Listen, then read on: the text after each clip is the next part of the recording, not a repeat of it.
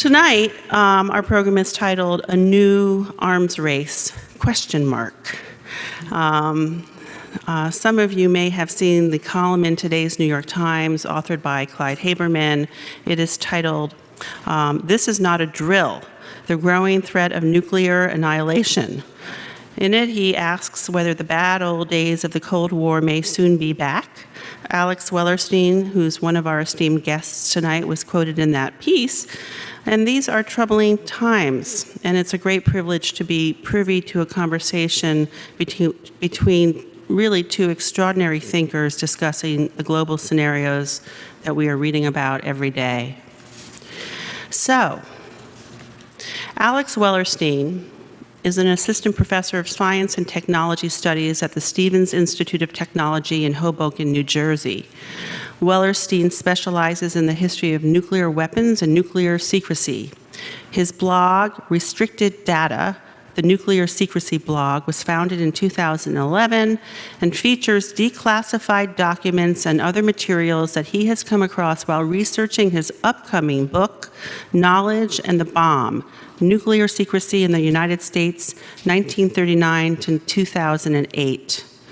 Wellerstein received his BA in History from the University of California, Berkeley in 2002, and his PhD from the Department of History of Science at Harvard University in 2010. He will be in conversation this evening with investigative journalist Eric Schlosser. Eric Schlosser explores subjects often ignored by mainstream media, giving voice to people at the margins of society. He has followed the harvest with migrant farm workers in California, spent time with meatpacking workers in Texas and Colorado, told the stories of marijuana growers and pornographers and the victims of violent crime, gone on duty with the New York Police Department bomb squad, and visited prisons throughout the United States. Known for the books Fast Food Nation, Reefer Madness, and Command and Control, and so much else, Schlosser's aim is to shed light on worlds that are too often hidden. His work defies easy categorization, earning praise from a wide variety of publications: The Nation, Fortune, the Financial Times, National Review. I could go on and on, but I won't. So instead of that, please help me welcome Alex Wellerstein and Eric Schlosser.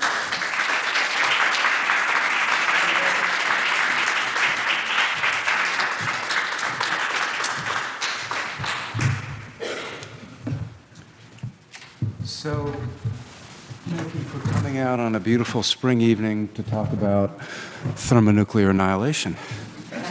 We were kind of not sure whether anyone would want to come out and talk about this on a 70-degree day. I mean, I'm not sure we would, but... Well, it's an important subject. And the title of A New Arms Race, I think, doesn't merit a question mark. There are 9 countries that have nuclear weapons, and all of them, in one way or another, are modernizing their arsenals. And people who know an enormous amount about this subject believe that the threat of some kind of nuclear catastrophe, whether it's an all-out nuclear war or just an improvised nuclear device made by a terrorist detonating in a city someplace, that the odds are as great now, and the danger is as great now as at any other time in our history. So it's a really, really important subject, and I'm really happy to be here to talk about it with Alex, who I think is one of the most important thinkers on this subject today, and without being too ageist, is of a generation that really needs to be thinking and doing something about this subject.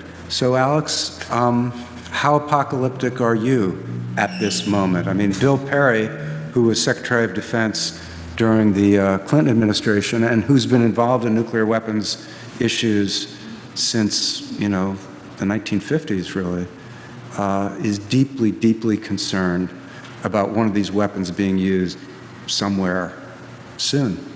Where are you on that paranoid, anxious scale? One of the things I think Perry would say if he were here is he would clarify that the chance of a nuclear weapon being used is probably higher now than it was during much of the Cold War, though the consequence would not be as high as, say, the 1960s or the 1980s. We're not talking necessarily about some sort of full United States-Russia total destruction exchange, but we may be talking about a single nuclear weapon. We may be talking about a couple nuclear weapons.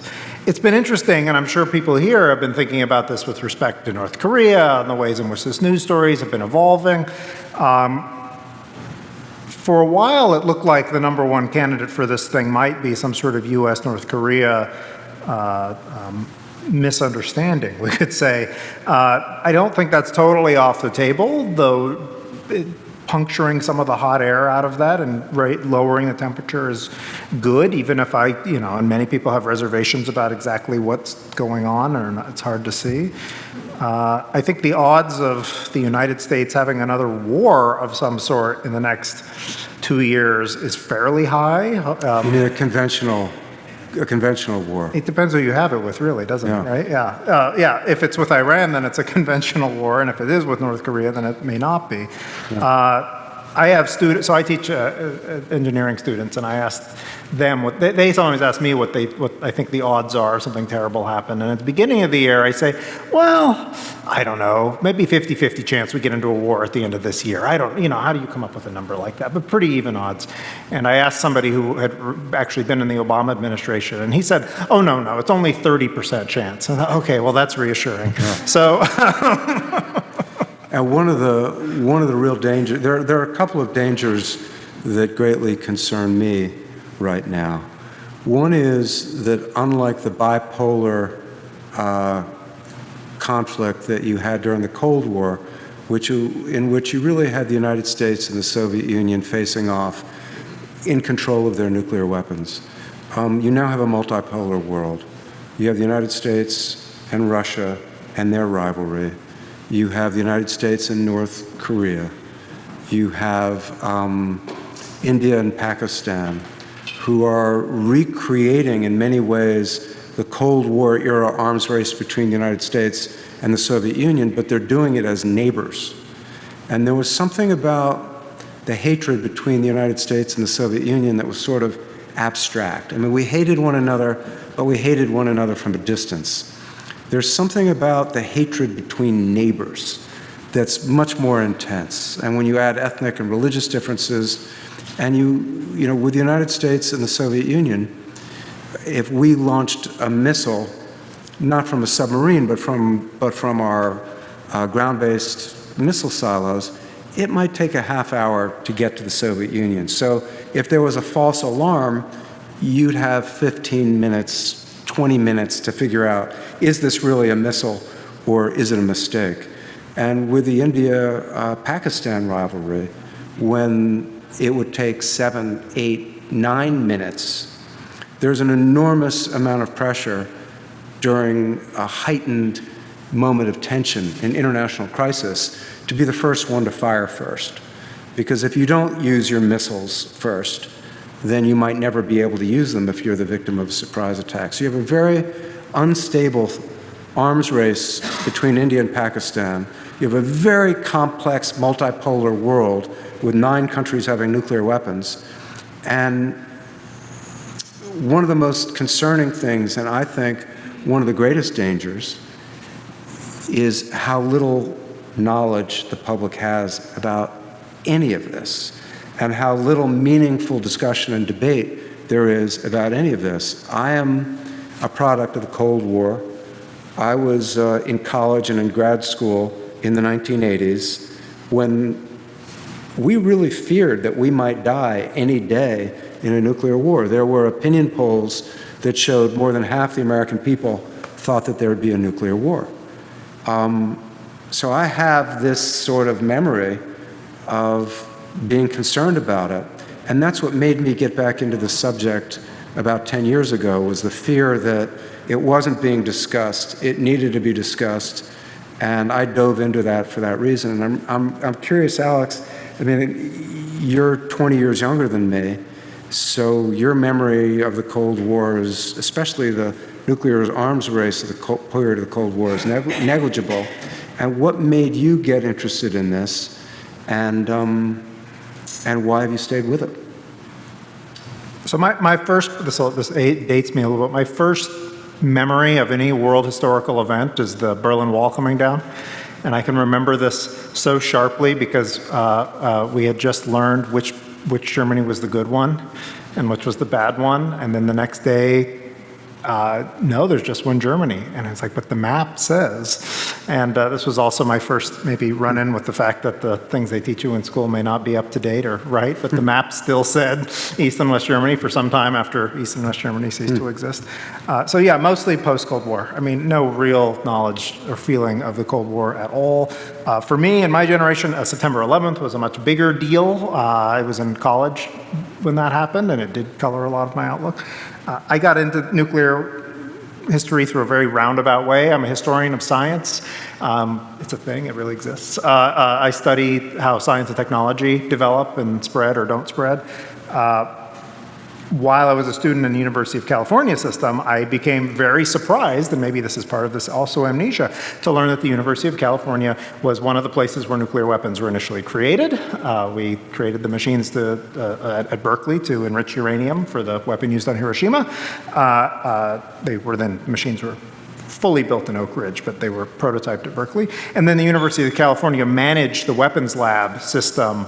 Up until very recently was the sole manager of all US nuclear weapons labs. Today it's managed by a sort of consortium, which includes the University of California, but some other places as well. And I'll just say as a student, I was completely shocked by this. I thought, well, how can, Telegraph Avenue, you'd walk down and there'd be a guy with tie-dye selling patchouli and a big pot leaf, applique or something like that. And above his head, I could still remember this, Berkeley had done banners for all of its Nobel Prize winners. And over the guy who was selling the tie-dye and the Peace Forever was a picture of Glenn Seaborg, who is the discoverer of plutonium, which is the weapon that destroyed Nagasaki. And I thought, what a strange, and he did many other things in the Cold War. What a strange juxtaposition. So I got in through the sort of weirdness of nuclear weapons. For me, they were this curiosity, something took the mundane and made it very strange. And I sort of stuck with it. But I'll just say it was very amusing. In graduate school, my advisors, they said things, very nice, well-meaning people, but why study the history of nuclear weapons? This isn't going to nobody's going to be interested in this. What more is there to say? Also, why take Russian while you're at it? That's not a useful language anymore. And they've been wrong on every point, which is, tells you how much you can tell the future. I wish they'd been right. I really wish they'd been right. One of the problems today in dealing with this issue is that half the American population either was not yet born or were small children when the Cold War ended. So there is no personal memory of this feeling that we might die any day in a nuclear war. And so you have what I think is one of the most important subjects today not really being discussed and thought about in a meaningful way. And what Alex is doing is so interesting. He's doing original archival research and getting all kinds of previously classified documents declassified. And there used to be, a lot of historians, and there used to be a culture surrounding this. One of the things that I found when I was doing my book on this subject was an incredible amount of information was declassified in the 1990s, but nobody gave a shit. So there were just these unbelievable revelations that had come out, but the society had moved on, and thinking about nuclear weapons was like, yeah, I want to major in steam engines or something like that. And in my case, it was not just this memory of how bad the threat had been, but it was also a concern that the problem hadn't gone away and that nobody was talking about it, and it was still, these machines literally were still out there threatening to kill us. Now, one of the other unusual challenges in dealing with this subject and in having public awareness and a meaningful public debate on it is the level of secrecy surrounding nuclear weapons. Under the Atomic Energy Act, and correct me if I'm wrong, all information about nuclear weapons design is born secret, which means it doesn't have to be classified. It's classified by its very existence. And in my book, I looked at the absurdity of so much of this secrecy The Soviet Union, through espionage, knew so much more about America's war plans than the American people did. And those war plans were significant because we had very elaborate plans in place to kill not tens of millions, but hundreds of millions of people, and this was the policy of the United States.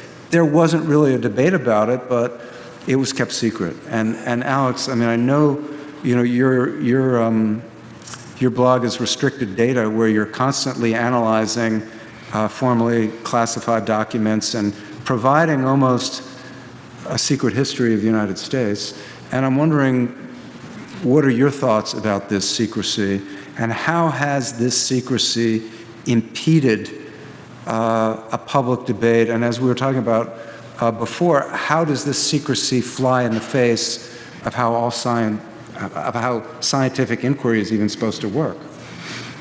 Well, one thing I'll just say is it's interesting that a lot less is secret than people often think is secret. So the perception of the secret is often much larger than the reality. So if you do go, as you have and I have, searching through these histories, you find all sorts of things out there that sometimes you read these and you think, what are the odds that this is declassified? And it is. Some guy stamped, the guy's name is stamped on there. He said, you know, Jim thought this was declassified, 1997, it's out there now. But the perception of the secrecy leads a lot of people to immediately sort of close their brain off to it, or assume that you can't say anything about it. So one issue I'm very interested in right now, and we could talk about it, or we could wait till the Q&A, is this question of can the president use nuclear weapons if he gets up on the wrong side of the day and decides to do it? And the answer is actually yes. We have a system that makes it extremely easy for the individual, the president, to use nuclear weapons. There are no real checks and balances. And if you want more details, we can go into more details. But what's interesting to me is not so much that fact. It's kind of interesting, I mean, in a terrible way, right? But often when I talk to people about this, including other scholars, they'll say, well, what can we even say on that? I mean, what's even released on this information? Isn't that completely top secret? And the answer is it's not actually completely top secret. There's a lot of stuff out there. There's a lot, you can get Air Force doctrine on the internet. You can find all sorts of things, but I think the secrecy has a psychological effect beyond even its actual sort of what it hides. Let me just give you one example of this. I was in the Silicon Valley maybe last year. I won't go into the details of where, but there were people there who, in the Silicon Valley way, and I have no problem with Silicon Valley, who really believe that they could like fix the world with an app, right? So they're going to invent an app that's going to stop poverty. And you just think, wow, that's one hell of an app, right? I mean, how are you going to do, poverty, this multifaceted, massive, multinational problem that's, hundreds of years and, thousands of years of existence. How are you going to, and they think they can stop. These people thought they could fix poverty. They thought that they could fix familial relationships. Yeah, like, you can't fault them for ambition, right? They also thought they were going to get rich while doing all these things. But, like, that's pretty ambitious, right? I was with some people who asked them, like, well, what about nuclear weapons? And they said, well, we can't affect nuclear weapons. That takes place somewhere else. And I thought, poverty, you can't write a law that's going to get rid of poverty. Familiar relations, good luck, right? You could actually write a law that changed how nuclear weapons policy is done. That's actually governed by regulations, by laws, by the Constitution. There's all sorts of, it's like really solid, straightforward policy directions on it. But there's a blockage, I think, in people's minds, partly because they don't think about it, and partly because they think, well, that's the stuff that happens in the dark corridors. We can't even talk about that anymore. And I think that's a real danger. I think people need to be more invested in this. Yeah. And with the secrecy part of it, under the Atomic Energy Act, again, the president is given the sole authority to decide whether to use nuclear weapons. But where some of the secrecy comes in that's quite disturbing is how far was and how far has that authority been delegated to other people. Now, during the Cold War, there was an absolute public insistence that only the president could make that decision. But the reality was there was a concern by the mid-1950s, what happens if the president's killed in a surprise attack? How do we retaliate against the bad guys? And if the bad guys think that they can kill the president, won't that be an incentive for them to attack? So during the Eisenhower administration, there were all kinds of steady delegation of what should only have been the president's power, lower and lower down the chain of command, so that by the time of the Cuban Missile Crisis, American fighter pilots who had nuclear anti-aircraft missiles on their planes, once they were in the air with their nuclear anti-aircraft missiles, they had the authority to fire them at Soviet jets if they were in combat. Now, what would happen if the first nuclear detonation was the shooting down of a Soviet jet? During the Cuban Missile Crisis, the Soviet commanders on the island of Cuba and the Soviet commanders of submarines had been delegated the authority to use their nuclear weapons if they were under attack. And one Soviet submarine mistakenly thought it was under attack, and two of the three people who had the decision, it had to be unanimous, three officers, two of the three voted to use nuclear weapons against American ships. That could literally have led to an all-out nuclear war.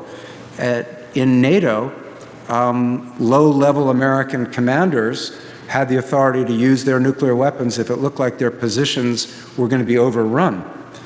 And so it's amazing how far this authority was delegated. It's most amusingly depicted in the film Dr. Strangelove, where a mad general decides to start World War III on his own. And that film was brutally, ruthlessly attacked by the Pentagon and by the Air Force when it came out. And I think in many ways, it's the most accurate depiction of the command and control structure that existed at that point. If you read the newspaper, if you read Time or Life magazine, you did not get as an accurate depiction.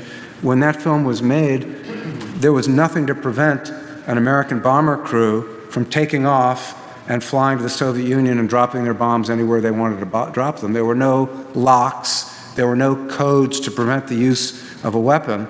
And the only thing that prevented that sort of thing happening during the Cold War was the professionalism of the American military. And the only part of Strangelove, I mean, that's one of my favorite films, but the depiction of these Air Force guys as lunatics eager to go to war was really a mischaracterization, because they all could have done it if they'd wanted to. None of them did it, because most of the Air Force guys I met with who were launch officers or bomber pilots, they didn't want World War III.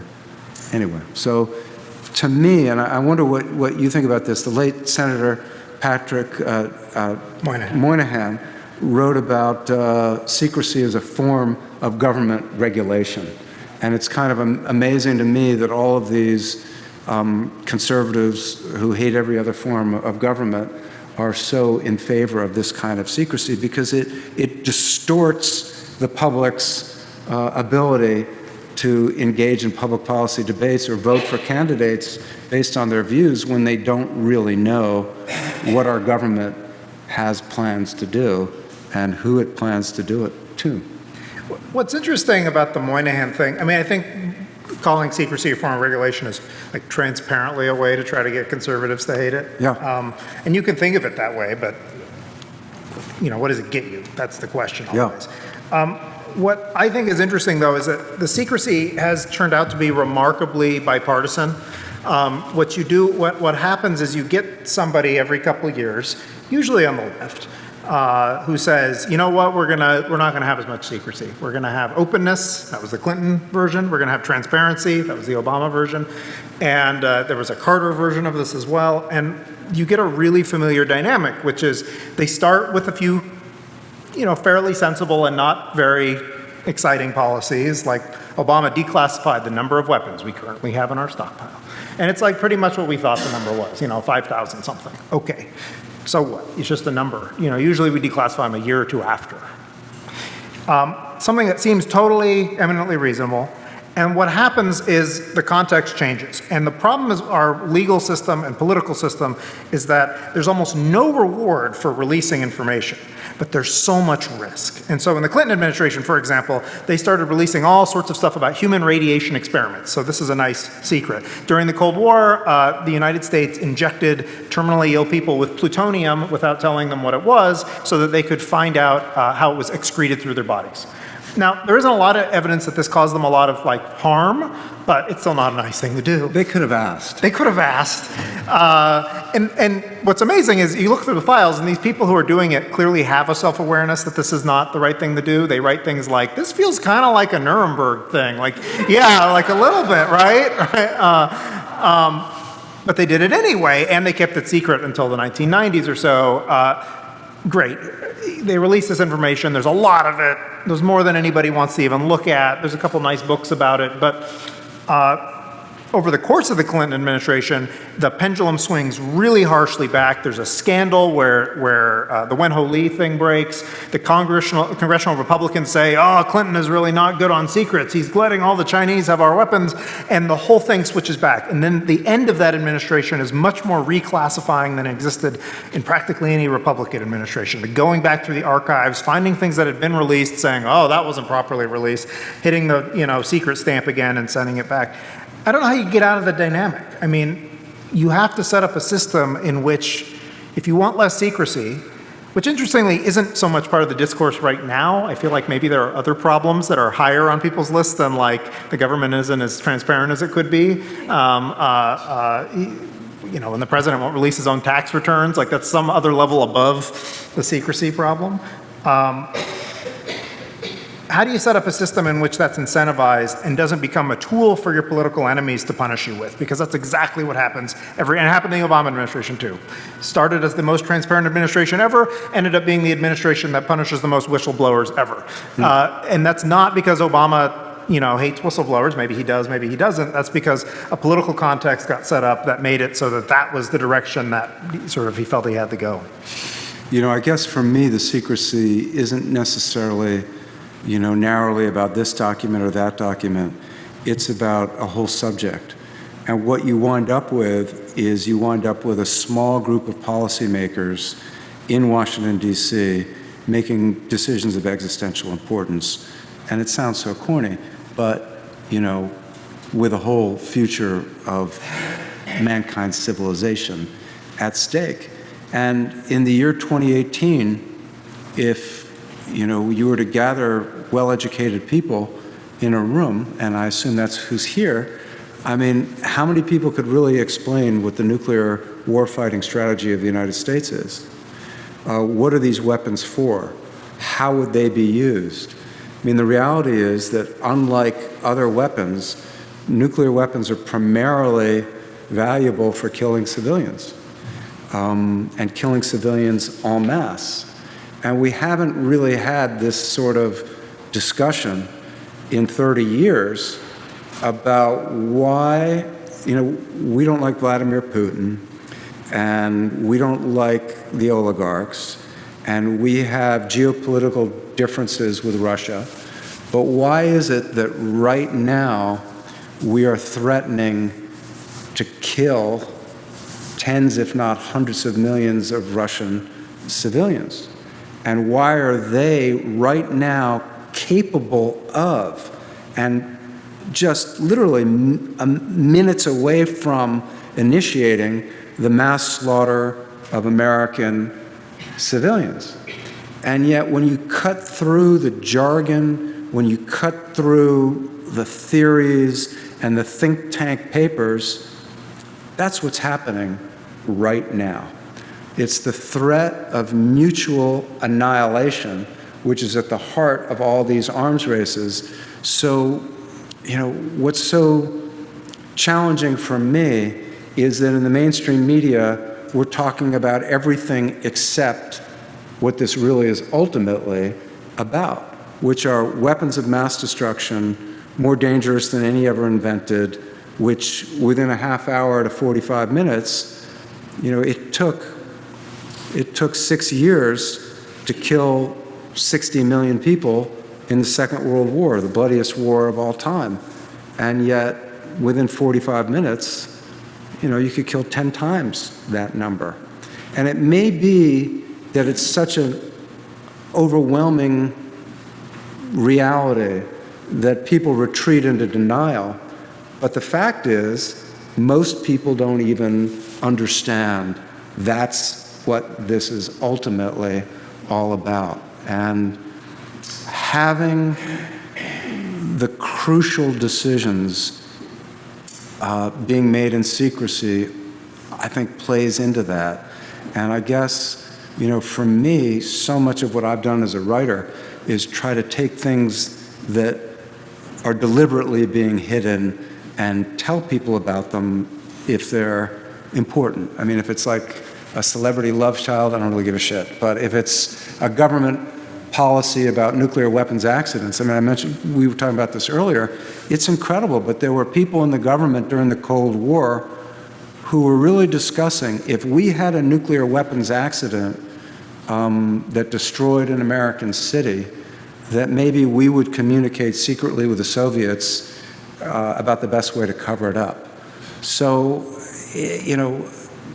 somehow, and maybe I'm just, this is why I'm a writer, but maybe I'm naive, and you're a historian, I mean, knowledge is power. And this is knowledge about the most, important subject. And I mean, Bill McKibben is one of my favorite writers, and climate change is an issue of existential importance, but the nuclear issue could end us all, like I said, in 45 minutes, whereas climate change, we're like the frogs slowly being boiled over a period of years. What do you find with your students? Because again, when I was at college, everybody knew about this, everybody talked about it. There was a made-for-television movie called The Day After. And The Day After was, and to this day remains, the most widely viewed television movie ever made. And it was a movie about a nuclear attack on the United States. And even though it's not remembered and mentioned in the same context as Uncle Tom's Cabin or Upton Sinclair's The Jungle, that movie had a real impact. It was watched by the President of the United States, Ronald Reagan at the time, and it really upset him, and it really shook him, and it was part of the process of him going from a lover of nuclear weapons to an abolitionist. So what do you find when you're teaching this subject today about the nuclear literacy of your students? So I teach in an engineering school, so you might assume that they have a higher literacy with these things by default, and they don't. That's not the kind of thing that they learned in high school at all, and it's not required for the SATs, and so basically they know very little about these things going into it. What's interesting about the present moment is that the current generation of students, who I like very much, they know very little about nuclear weapons on the whole, but they're interested. They have become aware in a rather dramatic way that these are things in the world, that there are risks in the world that they may not have perceived before, that these are things that are in the news again and again and again. And so they're quite eager to learn more. And so the only sort of upshot about this sort of nuclear illiteracy, which is very pronounced. And, there was a survey that came out a couple of years ago after the anniversary of the Hiroshima bombings, and it, asked people, how do you feel about, was Hiroshima a good idea, bad idea? And you got a mix of people, of course. You got some people said yes, some people said no, fine. And it correlates with different, age groups and political groups and income categories. My favorite question on there, though, was, which country actually developed nuclear weapons? And something like, I'm trying to remember the exact number, something like 50% of people under 45 couldn't name it correctly, which is already a weird, what does that do to your answer about Hiroshima if you don't know it's the United States who made the nuclear weapons? But like, that's the kind of basic factual sort of illiteracy. And does that level of, we might, pejoratively say facty fact kind of thing matter, to some degree. But they are interested. I think there's a tremendous amount of opportunity, to put it in a really unpleasant wording, that the increasing of the crisis now gives us a new way to go back and think about these things and introduce them to a new generation.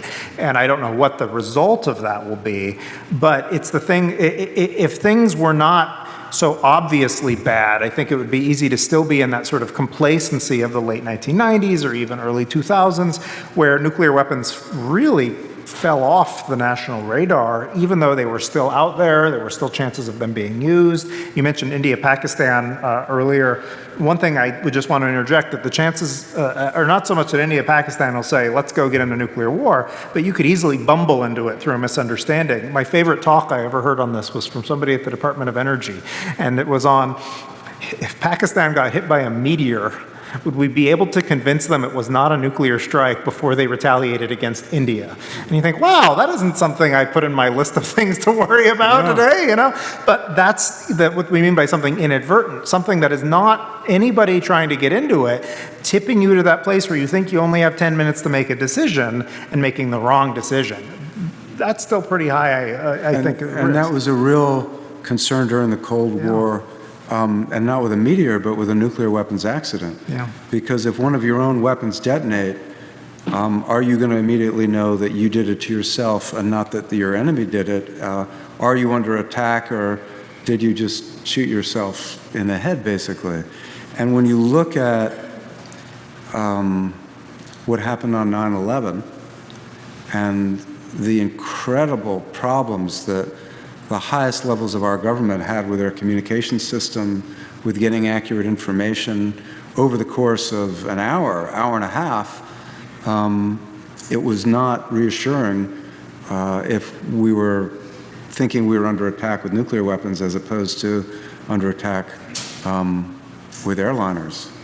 And it just... And just to interject the 9/11, one thing to put it into perspective, I mean, 9/11 was terrible. I wasn't here then, but I know it's terrible. And if 9/11 had been a terrorist nuclear weapon or something like that, it would have been 100 times more fatalities. So imagine the reaction nationally and politically and locally to 9/11 that occurred, which was already pretty extreme, and multiply it by 100.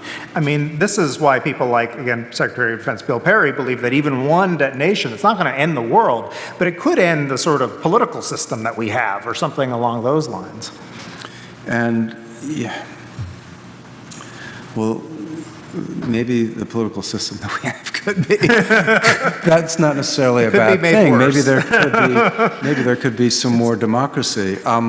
One of the problems in the mainstream media is that the media's coverage of nuclear weapons sort of reaffirms the notion that these are symbols of national power. And particularly when you look at Pakistan and India and North Korea, and now the arms race that's been renewed between the United States and Russia, there's a real kind of divorce from the symbolism of these things and the reality of what they do, because it's celebrating your ability to kill enormous numbers of people almost instantaneously. And what's important to keep in mind with nuclear weapons, and then maybe we can open it up to questions, is that the violence that man has shown finds all kinds of outlets. So 500, 600,000 people have been killed in Syria without nuclear weapons and with a remarkable absence of concern from the rest of the world. There haven't been big protest marches. There haven't been outcries against Russia for supporting an ally that's using chemical weapons against its own people. There was a genocide in Rwanda in which 1 million people maybe were killed with small arms and machetes. So you don't need a nuclear weapon to kill hundreds of thousands of people. But the reason that it's important and the reason that we need to be thinking about it and debating it is it's just the most efficient way ever invented to kill people.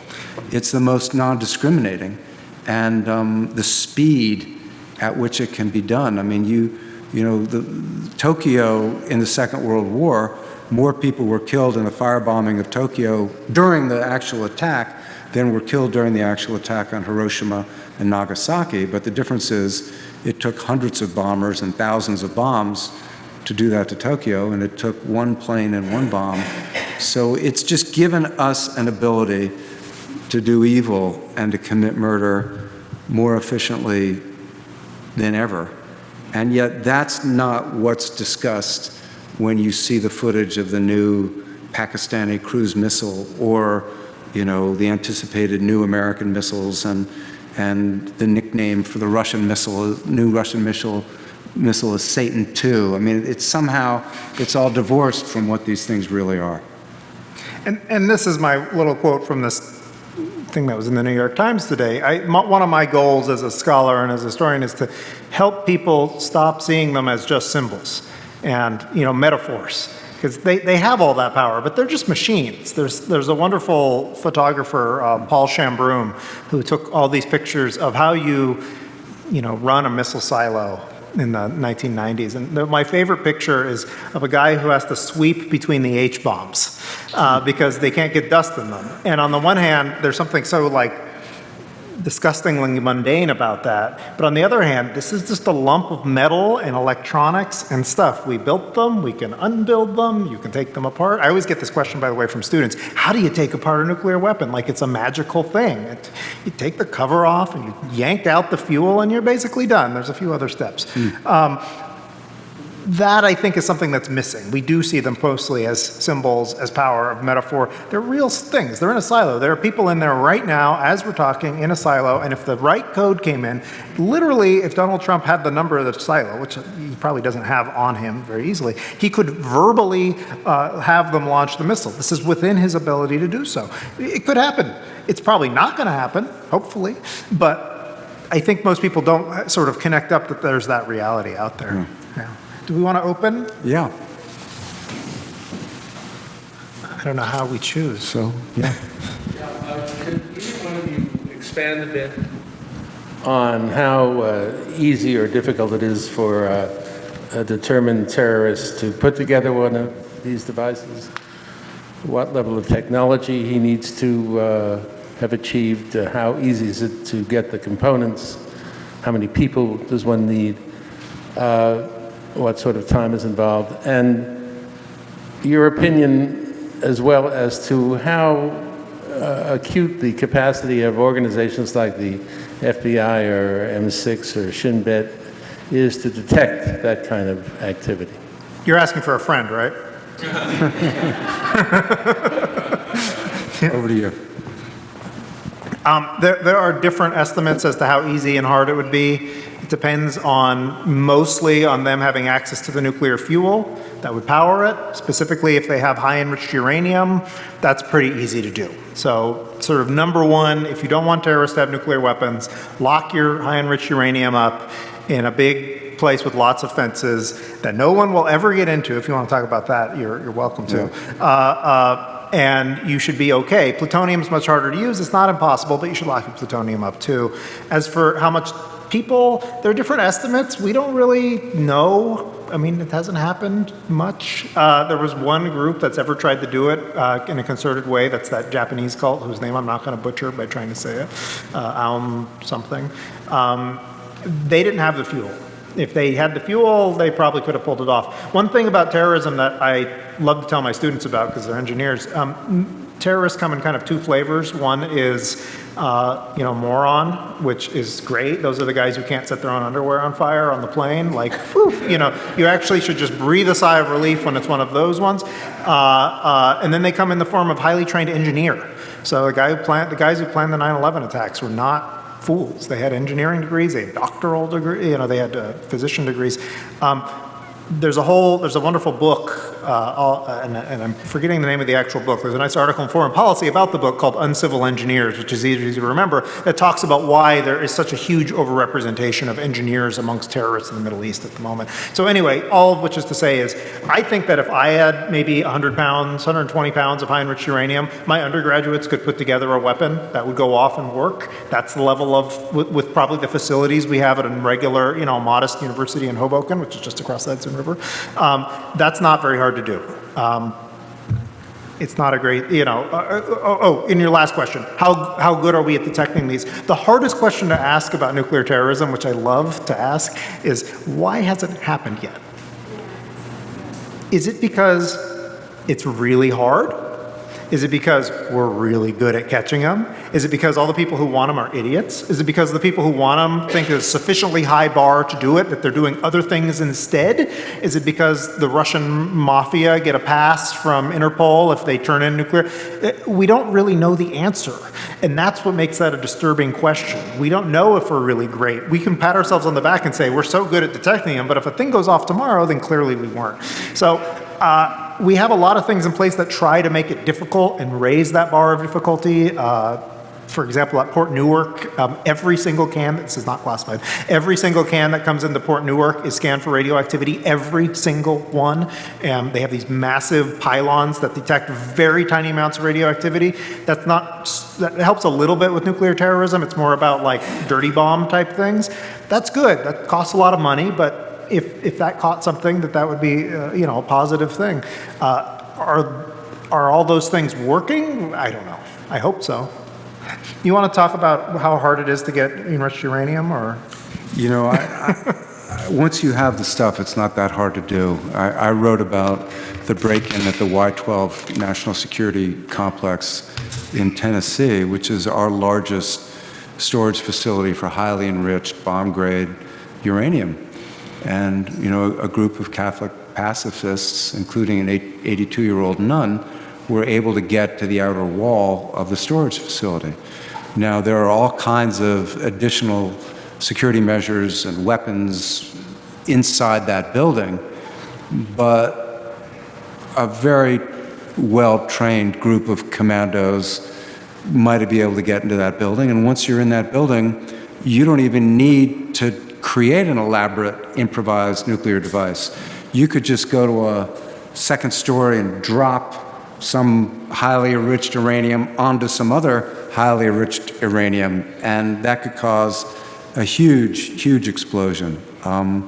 If you're looking at probability, the most likely detonation of a nuclear weapon, in my view, is going to occur because of a terrorist weapon. And there are millions of pounds of fissile material that can be used to make that kind of weapon. And they only need to get hold of 100, 150. If they're really skilled, they can do it with a lot less. But, you know, it could be carried in a backpack or two. So it's a real concern, and I'm not apocalyptic, but it's a real worry. And if you are asking for a friend, carry it in 2 backpacks. Yeah. Put it in one backpack and you'll have problems. Yeah. Can I just follow on for a second? Have you ever heard of any of this fissionable material being available on the black market? Small amounts out of the former Soviet Union, but not enough to make a bomb. There's been a lot of hoaxes. So there's a lot of reports of people claiming to sell it and then getting in trouble, and then it turns out they had a lump of coal or something like that instead. No large amounts. But again, there's the other problem I just put out, aside from the commandos, you have insider threat problems. At some of these plants that store them, especially the ones that help produce them, including ones that like recycle it from nuclear fuel, the amount of margin of error for what you can detect as a loss is high enough that you could smuggle out bomb-sized amounts without anybody noticing and then sell them, I guess. So it hasn't happened that we know of, but these are the kinds of things that the people who worry about fissile material in nuclear terrorism worry about a lot. They don't like that, for example, Japan has a massive plant where it processes tons of plutonium per year, and if you have a 1% loss of a ton of plutonium, that's more than enough to make a bomb. So, are you going to be able to detect that? I'll let him pick. Hi, hello, Professor Wellerstein. We're actually students from Stevens, so we're very happy to be here. But I'm 21 years old. I grew up not really learning much about nuclear weaponry. We did Alas Babylon in high school. We did The Road. Those are really my only 2 memories. My question is, how do you envision educating children, people like myself, maybe not within the university, but at the younger levels? Do you think it's appropriate? And what steps would we do in order to better prepare our younger students? That's a great question. I've spent a lot of time in the last couple of years working on this. We have a big project now at Stevens called, with me and a few other political psychologists and an oceanographer, called Reinventing Civil Defense. How's that to, make some eyeballs get big? Where the idea is, how would you rethink nuclear emergency management education, especially at younger ages? We used to do the duck and cover thing in this country. Some of you in the audience probably remember it. That kind of slowed by the 80s and definitely stopped by the 90s. I think there's a non-coincidental I think it's not a coincidence that when people stop preparing for something, they no longer see it as a risk in their life. And so we have been asking, what would it look like to do nuclear education for children? And we don't mean, what we're trying to get away from is any idea where it's a professor standing in front and saying, here is a neutron. That doesn't work. It barely works on students, no offense, right? Like, we know that the retention rates aren't super high for that kind of didactic approach. But are any of you Californians? Okay, one.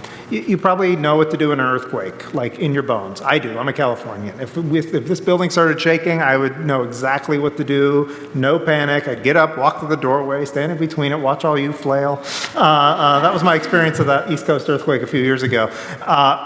That's because I was forced to drill and do that over and over and over again. I set up my life around earthquakes. I bolt everything to the wall. It's like I live in a ship or something, right? I don't put glass over the bed. There's all these rules that Californians know because it's an earthquake-prone zone. What would it be if we reintroduced some sense of what you should do in the event of a nuclear attack? Most people I talk to who are younger people, even people my age, I say, what would you do? They say, well, I'd probably be dead anyway. And that's not necessarily true. What would that look like without being encouraging complacency and without encouraging panic? That's kind of, for me, the holy grail. Could you do something that would introduce that as part of your world again? And everything we've shown says that if you target children, you'll actually target the culture. If you target adults, good luck, right? They're not going to get them. So this is some of the things we're trying to explore. We don't know the answer. The most interesting thing, as an aside, we started this project mostly with the feeling of nuclear terrorism. This was, we applied for funding in the end of 2016. And we got the funding in 2017. Suddenly everything shifted to being about ballistic missiles. We initially thought, well, this will be a nice academic endeavor and maybe the government someday in the far future will be interested in this. The government is much more interested in this than we thought, like disturbingly so. Like, we get lots of inquiries from people in government agencies saying, well, hey, did you come up with the answer? We'd like the answer. And we thought, research is just beginning. Well, we want the answer now. We need to know what to tell people and how to be effective about it and not scare them, but also have them trust us. And they recognize that these are real issues today. And I don't know what the answer is yet, but hopefully we'll find out by the end of the project. So, great. Yeah. You know, I see it more in the context of how do you start a social movement or restart a social movement. And I think you look at the past, and you look at other social movements and how they've succeeded, and things that were considered acceptable in society that are no longer considered acceptable. And, you know, I'm optimistic that it can be done because the reality of today is unacceptable. In the same way it was unacceptable that black people and white people couldn't stay in the same hotel, couldn't, you know, sit in the same part of an auditorium like this. You know, gay people not only couldn't marry, but were breaking the law when they were loving one another, and yet society moves on. So how do you create a dialogue and a movement that makes it clear that threatening to kill millions of people is an unacceptable way to keep the peace? So as a writer, you know, I feel like I'm trying to write about it. I've tried to make films about it, but then there are also people who are activists who think of ways to engage in the political debate, put pressure on the government as it's thinking about modernization. In the audience tonight, we have a couple of people from the International Campaign to Abolish Nuclear Weapons who are responsible for a treaty that under international law would ban nuclear weapons because of their indiscriminate impact on civilians, the same way that we have banned biological weapons, chemical weapons, cluster munitions, landmines, thinking that these are things that harm civilians when nuclear weapons pose the greatest threat of all.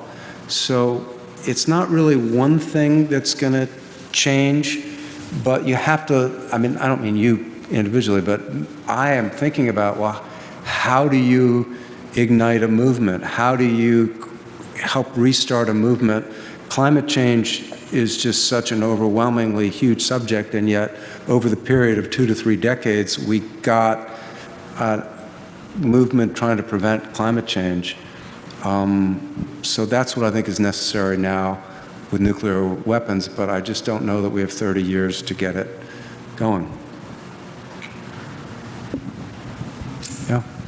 Well, he's the man Oh, in the sorry. microphone is. I'm sorry. I'm not going to give him that. Could you give us your perspective on the Iran deal and the implications of that changing? Do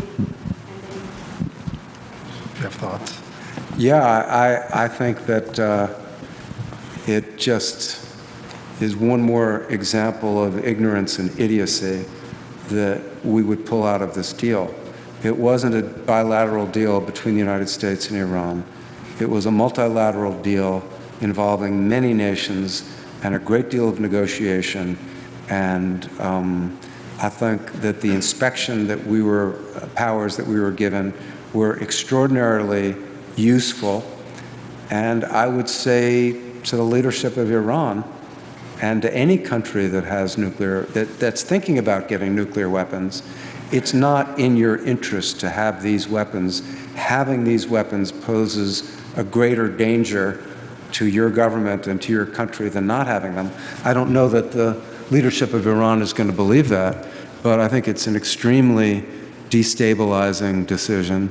And it's not tragic yet, but if we go to war with Iran in the next year or two, it could prove to be a tragic decision. What do you think?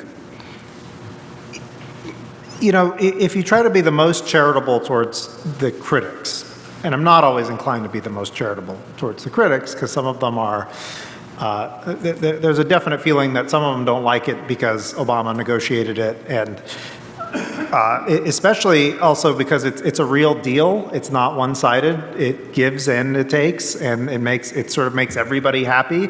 And there's a lot of people who don't want to make, they believe the only kind of deal that we should have is one that's 100% one-sided or war, and that's not how deal making works outside of not real deals, fantasy deals. I think it's bad to pull out of it. I don't think that's a super controversial statement.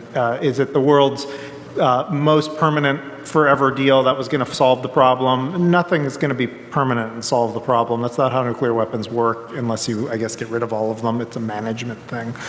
It was a pretty good deal. I do worry about what comes next because they're not going to want to renegotiate some kind of deal to make it even worse for them.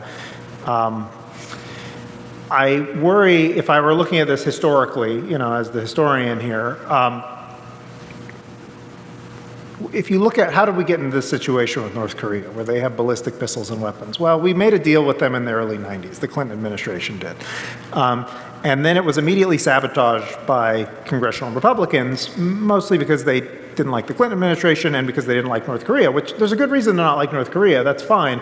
But the deal gave them some things that they wanted, like fuel oil, in exchange for them not, say, making nuclear weapons. And we didn't give them the fuel oil. We were late on it. That puts us in a bad place. We become the bad actors there. And North Korea, maybe they would have found some way to cheat anyway, maybe, who knows what their honesty, but as far as what we can tell, they took real offense at that. They really thought we were getting this deal to be treated respectfully, and then you have the United States just say, for little petty domestic politics, we don't actually want to treat you respectfully because we don't like it. This is what set them on the path of them saying, time to get a bomb. We really need one, and we need one fast. And it's kind of, I worry we're doing the same thing with Iran, where the two outcomes, there's three outcomes maybe, and maybe I'm wrong, maybe there's a fourth I'm not thinking, but the three that I see immediately. One is they stay in the deal with the other parties and they just say, well, we don't like the United States anyway, and they cut us out of it basically. That would be sort of the best of all possible worlds. Another is we gin up some march for war with them, and that's close to the worst of all, that's maybe the worst of all possible worlds, or close to one of the worst of all possible worlds. That won't end well.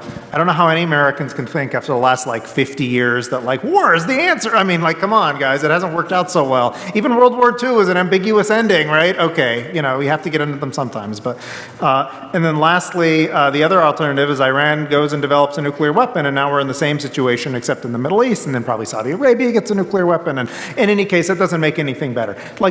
How are any three of those better than the deal? So anyway, that's my take on it. Again, I can't see the future. Nobody can. Maybe there's some magical thing that'll happen that'll make it all better, but that's my view of it. Who had their hand before? Okay. Let's go. What are the 9 countries that currently have the capability, and what's your assessment of the quality and quantity of their arsenal and the accessories that the missiles that can carry things and other things that make up the nuclear arsenal? I can do it. You want me to? Go ahead. Okay. You can list them off, and then I'll talk about some of the quality control issues. Okay, I'll talk about the quantity. I like talking about that. Okay, so I'll do them in order of when they got them. How's that? United States, 1945, currently has about 5,000 nuclear weapons at any given moment. Is that about right? And they're pretty nice nuclear weapons. No, they're a little bit old, but we've been working on them for a while. Russia was the Soviet Union, 1949, about the same number, 6,000. So between the Russia and the United States, that's about over 90% of the world's nuclear weapons are those 2 countries alone. Next in line is the United Kingdom. They set off their first nuclear weapon in 1952? I'm blanking on the exact rate, in the 1950s. And they have a almost totally, I think, maybe 100% submarine-based force, very limited, a couple hundred weapons.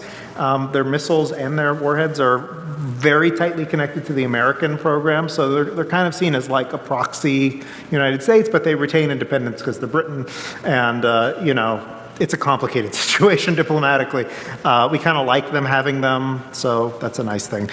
France got nuclear weapons in 1960. Very similar situation to British in terms of the number, maybe a couple hundred, mostly submarine-based.